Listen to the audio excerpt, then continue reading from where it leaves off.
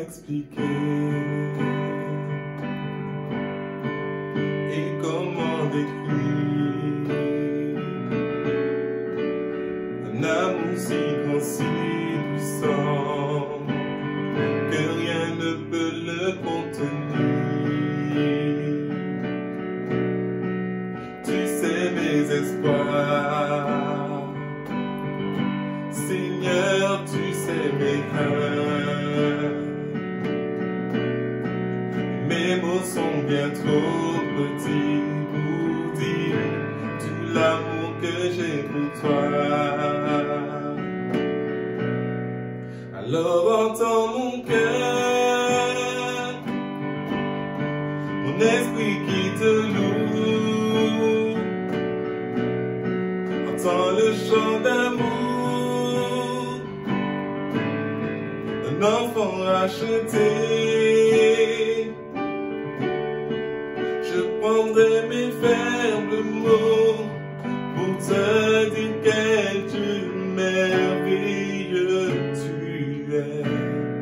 Et je ne pourrai pas te dire combien je t'aime. Alors entends mon cœur, c'est tout comme la pluie. Les mots pouvaient couler. Si j'avais l'éternité, je ne pourrais pas l'exprimer. Mais dans les battements de mon cœur, tu entendras toujours. Oh, merci pour la vie, pour la vérité et pour le chemin. Alors entends mon cœur, mon esprit qui te loue. Entends le chant d'amour d'un enfant racheté. Je prendrai mes faibles mots pour te dire quel Dieu merveilleux tu es. Je ne pourrai pas te dire combien je t'aime. Alors entends mon cœur. Alors entends nos cœurs, nos esprits qui te louent. Entends le chant d'amour de tout est racheté. Nous prendrons nos faibles mots pour te dire quel Dieu merveilleux tu es. Mais nous ne pourrons pas te dire tout notre amour. Alors entends nos cœurs. Alors entends nos cœurs, nos esprits qui te louent. Entends le chant d'amour, de tout est racheté. Nous prendrons nos faibles mots pour te dire quel Dieu merveilleux tu es. Nous ne pourrons pas te dire tout notre amour. Alors entends nos cœurs. Nous ne pourrons pas te dire tout notre amour. Alors entends nos cœurs.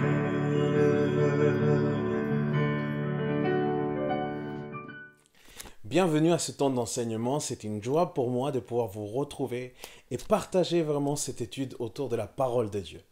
Aujourd'hui, j'ai nommé comme thématique « Pardonner pour aimer ». Pardonner pour aimer. Face à l'évangile, j'ai pu remarquer différentes réactions qui sont liées à l'histoire que chacun a, mais aussi et surtout à la perception que chacun a de soi-même.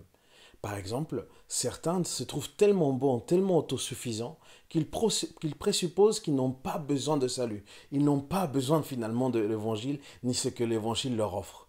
D'autres se pensent tellement mauvais, tellement méchants, qu'ils se refusent au fait d'accepter qu'il y a un espoir de salut pour eux. Mais il existe encore un dernier type de personnes qui, malgré leurs conditions, justement, ils reconnaissent cette condition de pécheur. Et ils sont prêts à accepter le pardon inconditionnel que seul Jésus peut proposer. Martin Luther a dit un jour, « Les larmes des yeux sont l'eau du cœur ». Ça m'a marqué cette expression et c'est en lien avec le texte qu'on va étudier, qui est une femme qui pleure. Mais ça m'a aussi rappelé une expérience qu'on a vécue avec mon épouse lors de notre première mission. Dieu nous a envoyés au travers de l'Église pour pouvoir aider une Église qui vivait un processus très très compliqué. Et je me souviens que la veille du moment où j'allais prêcher, où j'allais justement intervenir auprès de l'Église, j'ai pu passer toute la journée à l'Église et ce jour-là, la présence de Dieu m'a saisi d'une telle façon. J'ai commencé à adorer le Seigneur et je commençais à beaucoup pleurer. Et au milieu du pleur, Dieu m'a donné une conviction de pouvoir nettoyer chaque chaise qui représentait chaque personne qui venait dans l'assemblée avec des larmes. Alors, je ne peux pas trop vous expliquer comment, mais Dieu m'a donné assez de larmes pour pouvoir nettoyer chacune des chaises.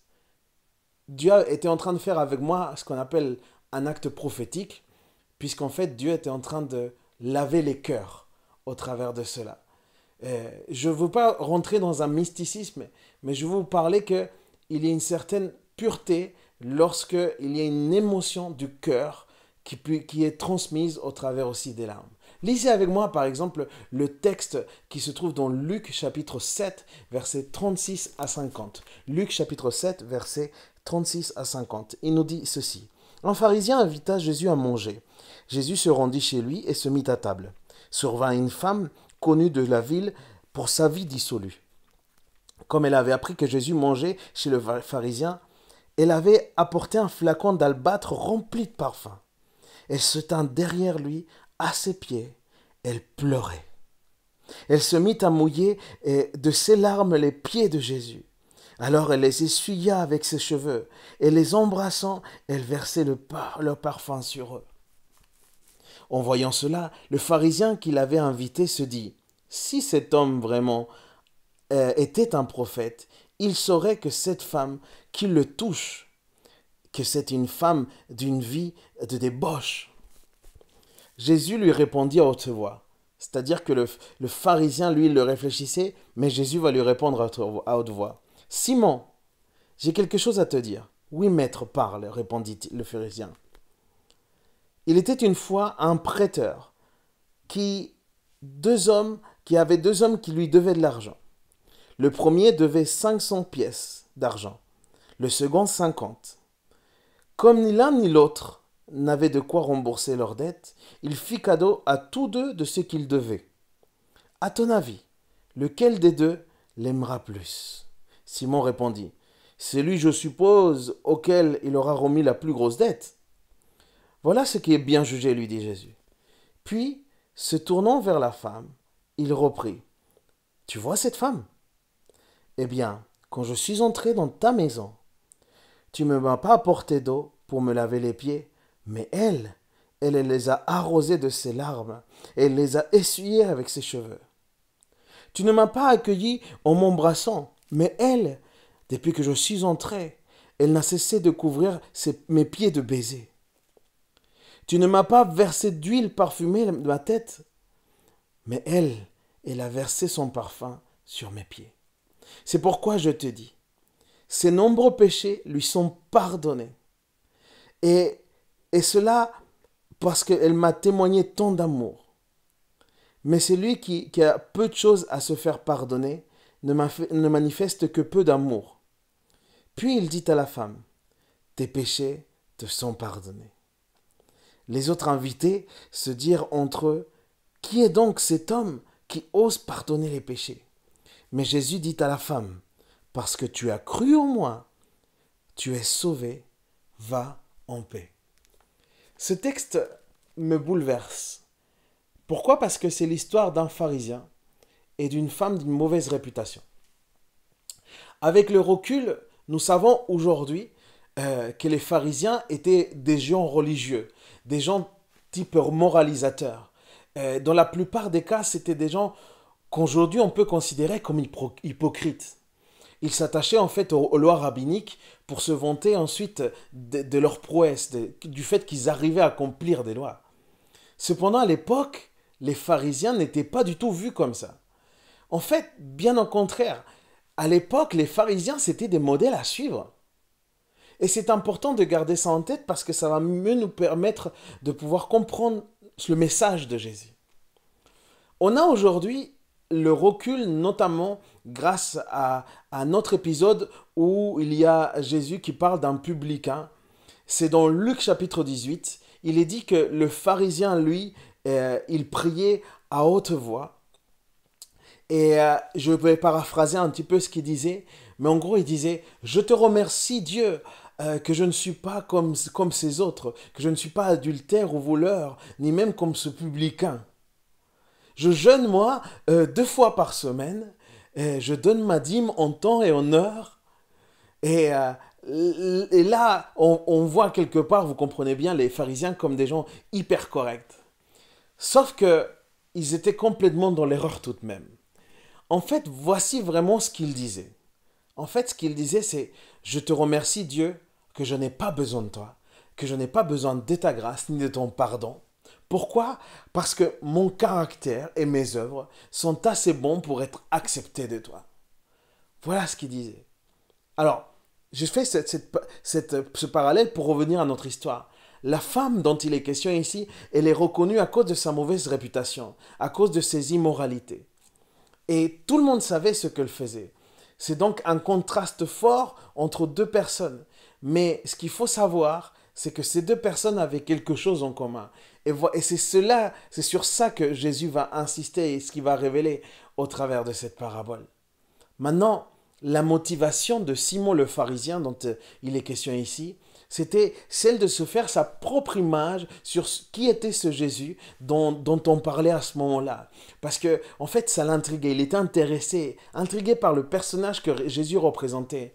Mais peut-être aussi, il voulait le piéger sur des réactions ou sur des réponses qu'il allait donner.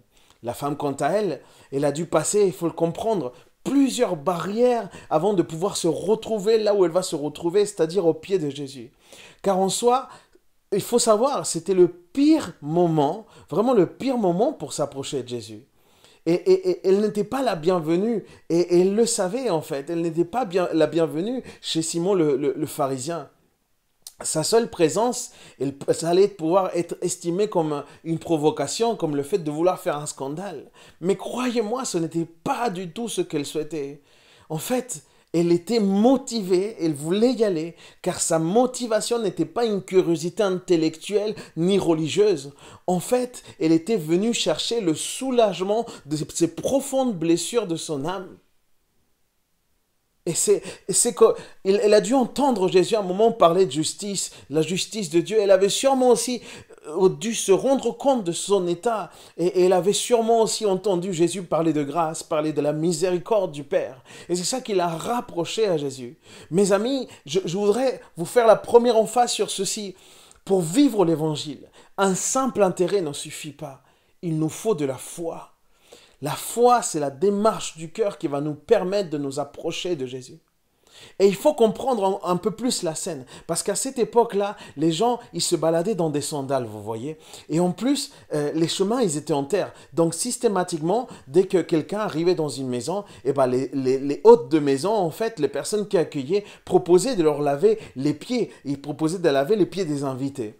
Donc les repas, en plus, à l'époque, n'étaient pas pris comme aujourd'hui, c'est-à-dire qu'ils ne s'asseyaient pas forcément sur des chaises. C'est comme s'ils s'allongeaient, en fait, autour autour de la table. Du coup, il mettait les pieds vers l'arrière, il se tenait sur une main et c'est comme ça qu'il commençait à manger. Et c'est ce qui explique que la femme arrive à se mettre derrière, à se retrouver derrière Jésus, à lui laver les pieds.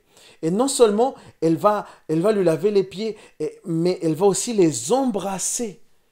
Elle va embrasser les pieds de Jésus. En fait, de ses larmes, elle va les laver et elle va les embrasser. Et les embrasser, pour moi, ça veut dire que c'est un signe profond de respect et de soumission, mais surtout d'affection envers Jésus. Et ce qui est encore plus fort, c'est que la coutume à l'époque, c'était de oindre la tête des invités avec de l'huile, vous voyez. Mais là, elle va oindre de parfum les pieds de Jésus. Parce que je crois qu'elle se reconnaissait totalement indigne de pouvoir verser quoi que ce soit sur la tête de Jésus. Alors au moins elle voulait verser ce qu'elle avait de plus précieux pour elle, son parfum, au moins dans les pieds de Jésus. Et ce parfum avait d'autant plus une valeur importante pour elle, puisque c'était quelque part son outil de travail en fait. C'était un véritable outil de travail. Elle va verser cela sans compter. Ça se trouve, c'est des mois et des mois de salaire en fait qu'elle va verser au travers de ça. C'est un énorme geste. En gros, toute sa fortune, elle la remettait à Dieu. C'était ça l'image. Elle la remettait à Jésus. Et encore plus fort, je ne sais pas si vous avez remarqué dans le texte, mais la femme ne va pas dire un mot. Pendant toute la scène, la femme ne dit pas un mot, mais ses actes parlent tellement fort. Elle a utilisé ses cheveux en guise de serviette. Et mesdames, je parle à toutes ces dames, combien les cheveux sont importants pour vous? C'était pas n'importe quoi que de prendre ses cheveux et d'essuyer les pieds de Jésus. Mais elle n'a pas hésité une seconde. En fait, ses yeux pour pleurer, ses mains pour laver, son parfum pour oindre, disaient déjà tout ce qu'elle avait à dire à Jésus. Elle n'avait pas besoin d'en dire davantage parce que ce qu'elle est en train de faire, elle était en train d'adorer véritablement Jésus en fait. Et c'est une adoration dans toute sa splendeur, ce qu'elle était en train de faire.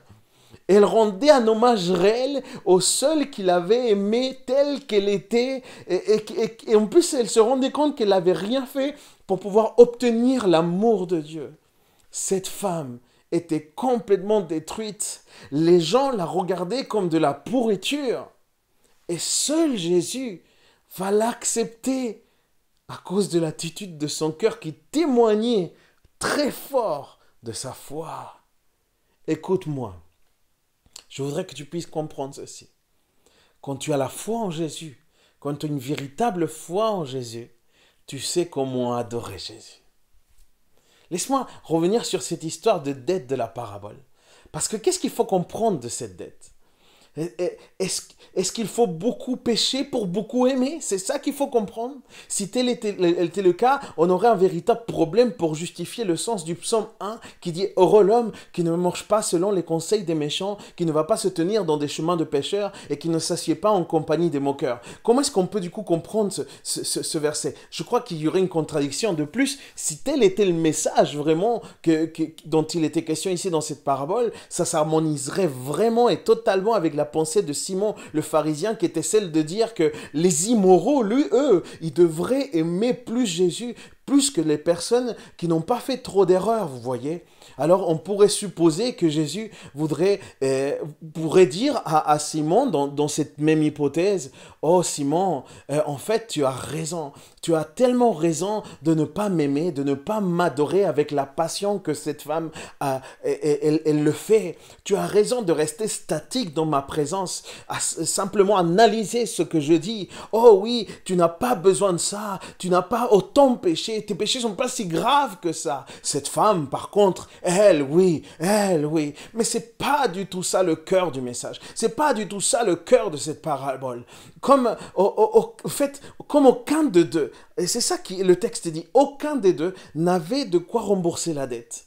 Alors il va faire cadeau à tous les deux de ce qu'ils devaient.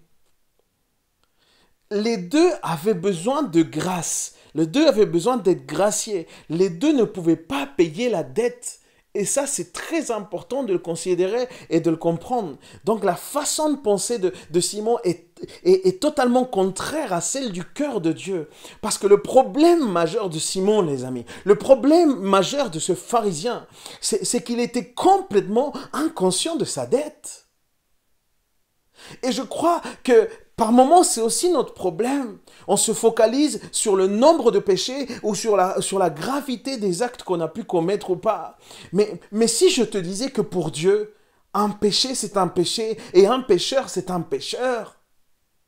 Et qu'une personne qui commet a priori pas de péché si grave a besoin d'être pardonnée comme celle qui a commis des choses très graves et qu'aujourd'hui sont même en prison à cause de leurs délits. Et car c'est ce qui est fort dans cette parabole. C'est que avant de leur pardonner la dette, les deux avaient besoin de cette grâce. Et il faut le comprendre. Avant le pardon de la dette aussi, les deux avaient besoin d'être libres. Et une fois que la dette est pardonnée, les deux sont libérés. Les deux retrouvent la liberté. Je ne sais pas si vous êtes en train de comprendre ce que le Seigneur est en train de nous dire. Mais ce qu'il faut comprendre, c'est que soit on est complètement perdu, soit on n'est pas complètement perdu. Dans ce cas-là, on est sauvé. Et je crois qu'il n'y a pas vraiment d'autre option. Il n'y a pas d'entre-deux.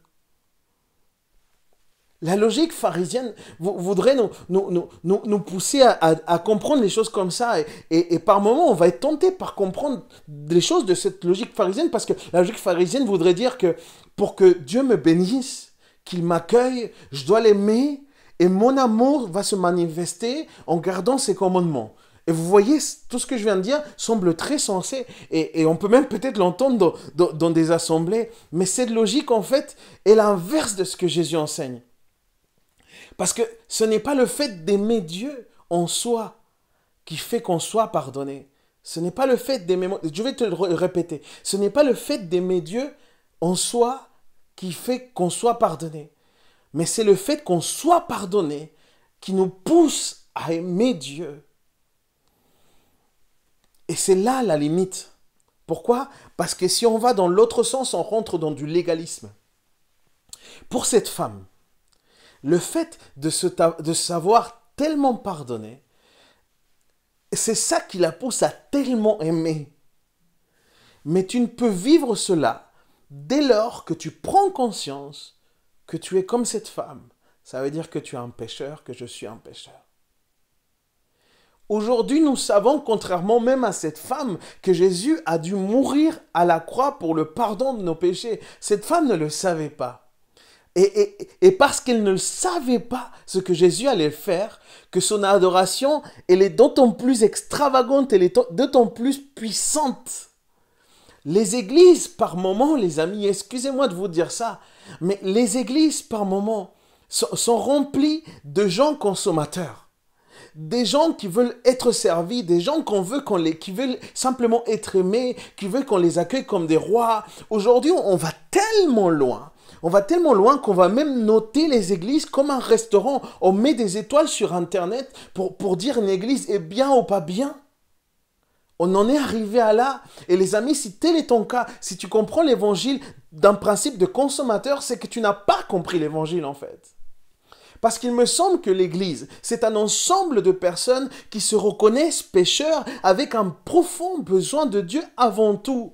Ce sont des personnes qui ont besoin d'exprimer d'une façon ou d'une autre une profonde reconnaissance pour le pardon qu'ils ont reçu à cause du sang versé à la croix par Dieu lui-même. Alors je te le dis haut et fort, si tu vis la foi avec un cœur de consommateur et non d'adorateur, tu perds ton temps. Nous avons besoin de réaliser jour après jour et de nous rappeler tout ce que Dieu nous a pardonné. Dieu nous a tellement pardonné. Et si on ne se rappelle pas de ça, nous risquons de rentrer dans une logique pharisienne. Les amis, ça me fait mal de devoir dire ça. Mais dans nos assemblées, par moments, on ressemble bien plus à des Simons que à cette femme. Je voudrais m'expliquer. On ressemble plus à un Simon avec la prétention d'être une bonne personne qu'à une femme qui reconnaît sa condition et son profond besoin de Dieu.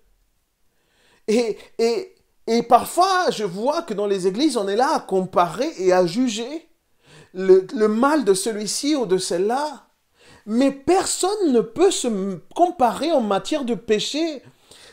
Personne ne peut se comparer avec quelqu'un. Si tu veux te comparer à quelqu'un, tu dois comparer à Jésus lui-même et tu dois te comparer. Je dois me comparer d'abord à notre modèle qui est Jésus lui-même. Parce que au-delà de ça, il n'y a aucune comparaison qui a de sens dans le royaume de Dieu. Dans le royaume de Dieu, il n'y a même pas de place pour ça. Jésus est venu pour des pécheurs. Ça veut dire que Jésus est venu autant pour cette femme avec une vie totalement désordonnée que pour un religieux qui se pense assez juste. Et je voudrais te dire ceci, ce qui est fort, c'est que Simon le pharisien est encore plus loin du cœur de Dieu que cette femme que lui-même condamne. Le religieux est plus proche de l'enfer finalement, car la femme, elle au moins, elle reconnaît son besoin de Dieu. Et tu sais quoi? Tu sais c'est quoi le problème qu'on peut avoir par moment?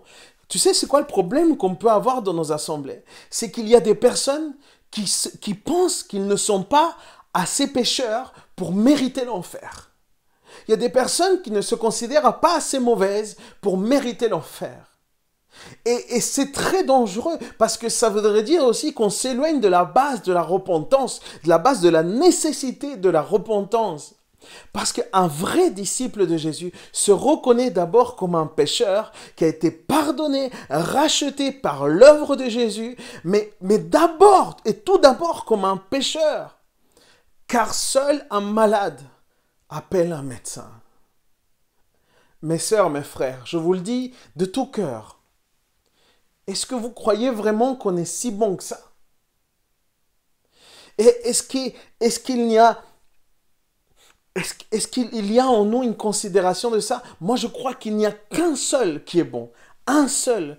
Et c'est celui qui est venu du ciel, le Fils, l'envoyé de Dieu, le Fils de Dieu lui-même. C'est le seul qui est bon.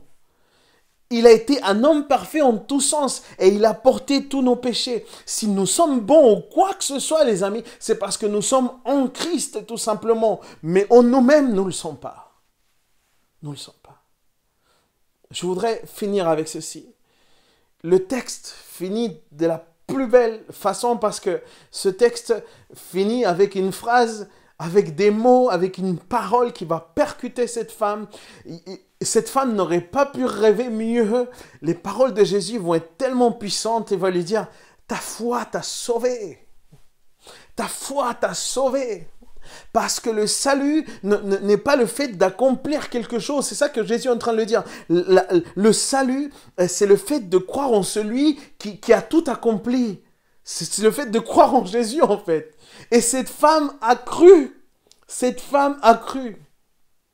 Alors je nous pose la question, les amis. Est-ce qu'on comprend que par notre condition, on ne peut vraiment, vraiment pas croire qu'on peut gagner le salut, si ce n'est par le moyen d'accepter notre condition et nous de repentir jour après jour?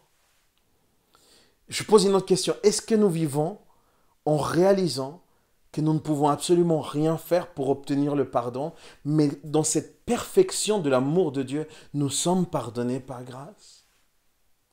Si nous vivons en réalisant cela, je crois qu'on va vivre dans une vie vraiment d'adorateur et non de consommateur.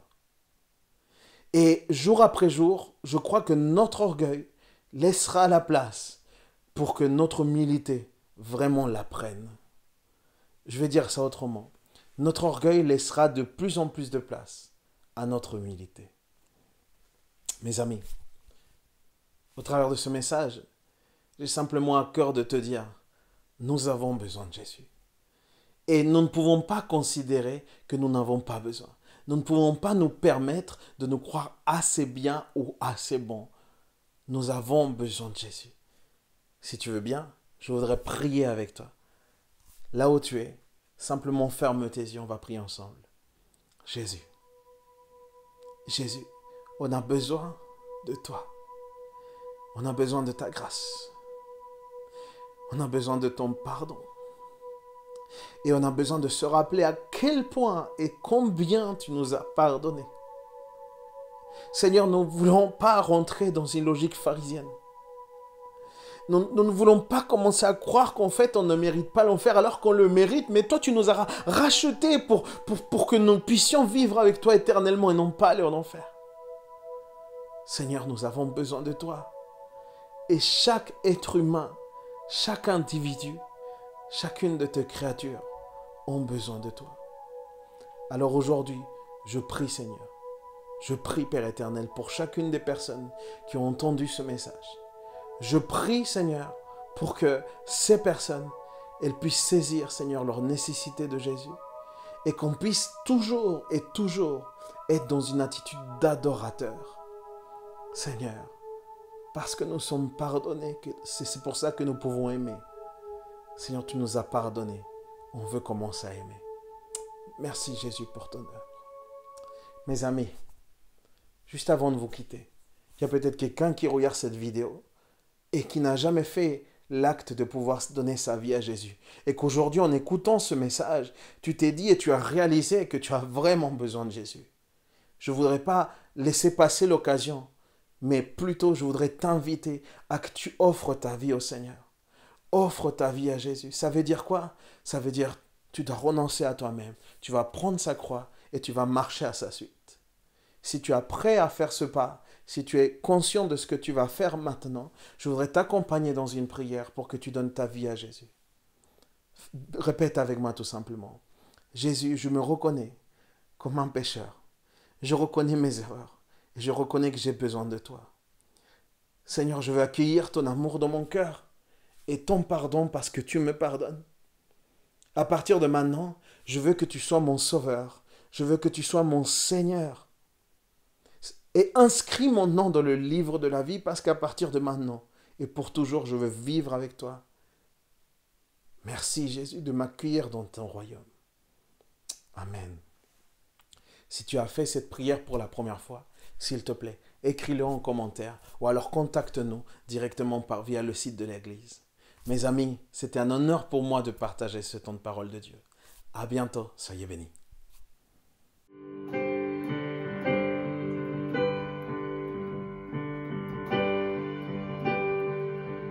Qui suis-je pour que le roi des cieux m'ouvre ses pas?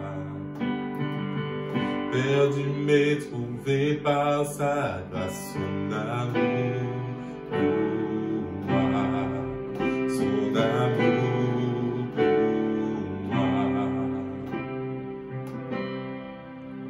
Il m'a libéré, ma dette est payée, je suis enfant de Dieu, je suis à lui. Il m'a racheté à la croix grâce insondable. J'étais esclave du péché, mais il m'a sauvé. Jésus m'a sauvé, il m'a libéré, ma dette est payée, je suis enfant de Dieu, je suis à lui. Et dans sa maison, j'ai trouvé ma place. Je suis enfant de Dieu, je suis à lui. Je suis choisi et affranchi. En toi, je sais qui je suis. Tu es pour moi, pas contre moi. En toi, je sais qui je suis. Je suis choisi et affranchi. En toi, je sais qui je suis. Tu es pour moi, pas contre moi. En toi, je sais qui je suis. En toi, je sais qui je suis. En toi, je sais